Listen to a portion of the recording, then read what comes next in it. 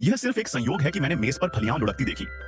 उस आदमी को एक भयानक राज मिल गया, क्योंकि इससे पता चलता है कि उनकी सेना की सफाई बहुत जोरदार तरीके से की गई है। और भी बुरी बात यह है कि पुनर्जन्म लेने वालों का अगला जत्था 3 महीने से नहीं आया है। इसलिए न सिर्फ सेना का पीने का पानी खत्म हो गया है, बल्कि फ्रिज में रखा खाना भी खत्म हो रहा है। जिंदा रहने के लिए सेना की 4 आदमियों की टीम अपनी बुनियादी शारीरिक ऊर्जा बनाए रखने के लिए हर दिन कम से कम खाना खा पाती है। सुदूर वर्ष 2063 में पृथ्वी की ज्यादातर जमीन लंबे समय से जलमग्न हो चुकी है। वर्तमान में जमीन के सिर्फ 2 टुकड़े ही बचे हैं।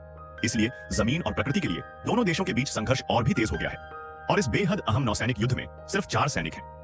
नियमों के मुताबिक हर 2 साल में एक नए व्यक्ति का पुनर्जन्म होगा, लेकिन मुझे नहीं पता क्यों काफी समय हो गया है, लेकिन वे पुनर्जन्म लेने आए साथियों को देख नहीं पा रहे थे।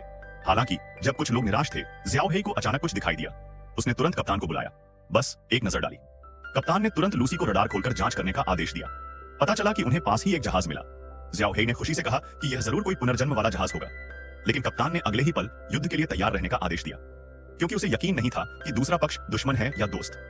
कप्तान अपनी सुरक्षा को लेकर चिंतित था और उसने ऐसा किया।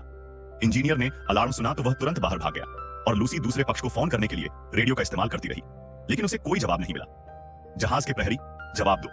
इस समय ज्याओ हेई और बाई ने बम लोड करना समाप्त कर दिया था, लेकिन कप्तान ने अचानक अपना विचार बदल दिया, यह सोचकर कि शायद वह उस जहाज पर उसका अपना साथी हो।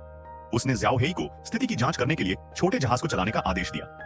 हालांकि कुछ लोगों को समझ नहीं आ रहा है कि उसने खुद को क्यों चुना, लेकिन सैनिकों के आदेशों का पालन करने के स्वभाव के कारण ज्याओ हेई ने फिर भी दृढ़ता से आदेश का पालन किया।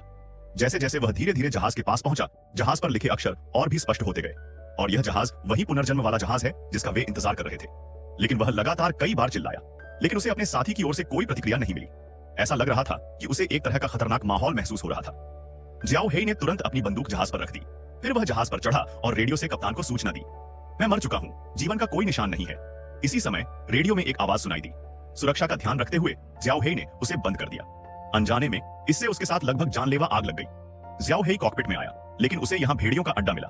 सभी प्रकार के उपकरण क्षतिग्रस्त हो गए हैं। यह इस पानी के प्याले से देखा जा सकता है। यह जहाज कम से कम कुछ महीनों से परित्यक्त है। वह खोजता रहा। उसे न सिर्फ ढेर सारा खाना मिला, बल्कि 4 निजी सुरक्षा उपकरण भी मिले।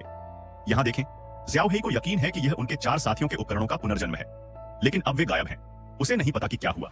और इसी बीच कप्तान रेडियो से ज्याओ हेई को फोन करता रहा, लेकिन उसे कोई जवाब नहीं मिला।